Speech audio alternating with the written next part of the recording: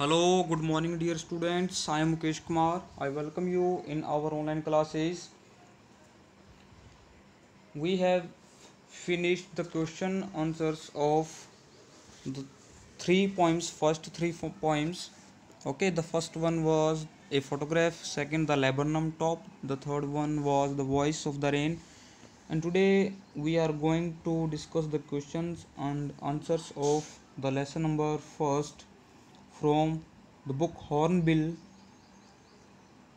The name of the lesson is The Portrait of a Lady, written by Khushwant Singh. Okay, ये lesson हम read कर चुके हैं और आज हम इसके जो क्वेश्चन आंसर्स हैं उसको डिस्कस करने जा रहे हैं. ये आपने अपनी फेयर नोटबुक में राइट भी करने हैं. और अगर किसी बच्चे को इसकी हिंदी एक्सप्लेनेशन चाहिए तो वो मेरे यूट्यूब चैनल स्टडी हब के ऊपर जा कर के उसमें देख सकते हैं. आपके +1 की उसके अंदर एक प्लेलिस्ट बनी है, उसके अंदर आपको जितने भी मैंने समझाए हैं लेसन, आपकी day by day Hindi explanation हर एक लेसन की आपको, हर एक पोइम की आपको मिल जाएगी. आज हम शुरू करते हैं अपने क्वेश्चंस को. पहला क्वेश्चन है, mention the 3 phases of the author's relationship with his grandmother before he left the country to study abroad. Mention means क्या, तो दर्शाना. 3 फेजेस, फेज होता है अवस्था या चरण, ठीक है, जैसे अलग अलग चरणों में काम होते हैं ना, वो कह रहे हैं 3 चरणों को दर्शाइए या 3 अवस्थाओं को दर्शाइए जिसके अंदर जो ऑथर है, जो लेखक है इस लेसन का, उसकी रिलेशनशिप विद हिज मदर, उसकी जो रिलेशनशिप, उसका जो रिश्ता है अपनी दादी माँ के साथ, ठीक है, किससे पहले, before he left the country to study abroad, विदेश में पढ़ाई करने के लिए जब वो जाता है उससे पहले जो उनकी दादी माँ के साथ जो उसके रिलेशंस थे उस लेखक के, वो आपने दर्शाने हैं. ओके, जो पहला फेज़ था, the first phase of their relationship is in the village. उनका जो पहला चरण था रिलेशनशिप का वो गांव में था.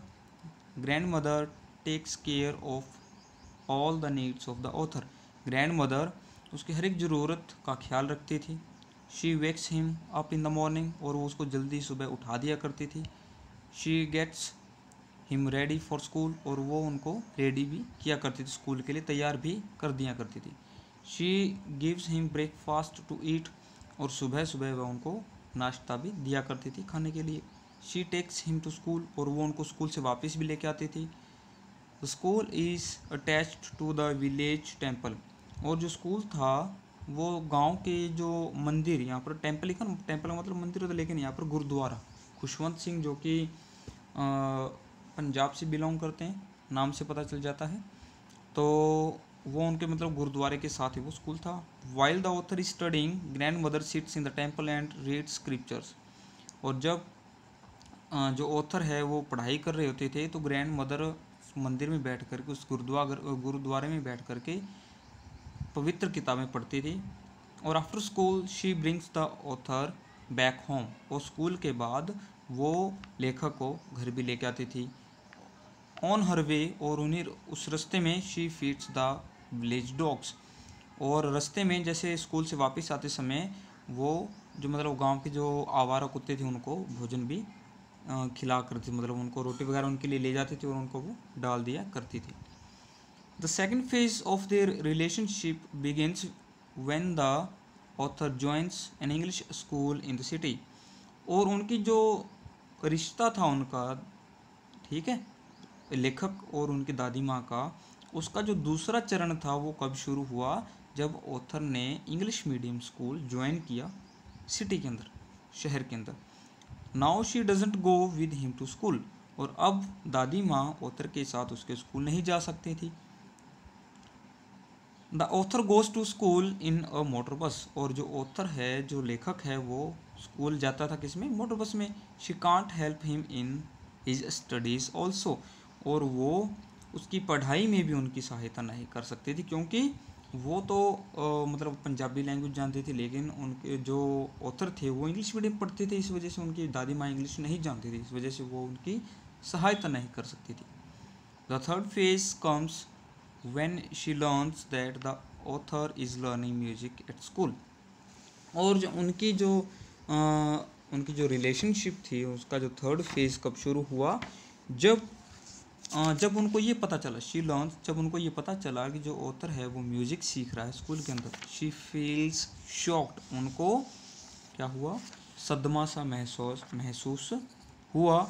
फॉर हर, उनके लिए, उनकी दादी माँ के लिए क्या हुआ, music is not meant for nice people, कि जो म्यूज़िक है वो अच्छे लोगों के लिए नहीं है। उनके अनुसार, फॉर हर, उनके अनुसार जो म्यूज़िक है वो अच्छे लोगों के लिए नहीं है। Now she rarely talks to the author, और अब वो कभी कभार ही बात किया करती थी ऑथर से, ठीक है। Mention 3 reasons why the author's grandmother was disturb when he started going to the city school, दर्शाएं वो 3 कारण, ठीक है, क्यों जो ऑथर की दादी माँ थी वो चिंतित थी, डिस्टर्ब मतलब चिंतित होना, जब when he started going to the city school, जब ऑथर ने सिटी स्कूल जाना आरंभ किया।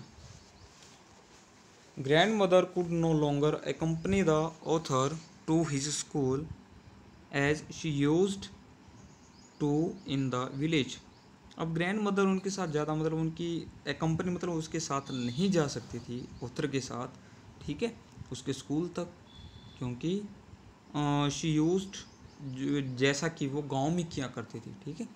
अब क्या था, मतलब इसका मतलब ये है कि जो दादी माँ थी वो अब उसकी कंपनी, उसके साथ नहीं जा सकती थी जैसा कि वो गांव में किया करती थी, क्योंकि जो ऑथर है उसने वो शहर में एडमिशन लिया और स्कूल बस में जाते थे, वैन में जाता था, इस वजह से वो डिस्टर्ब थी।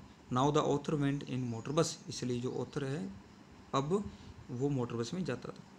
She did not like the things the author was taught at school, और उनको वो चीज़ें पसंद नहीं आती थी जो उसको स्कूल में सिखाई जाती थी, पढ़ाई जाती थी।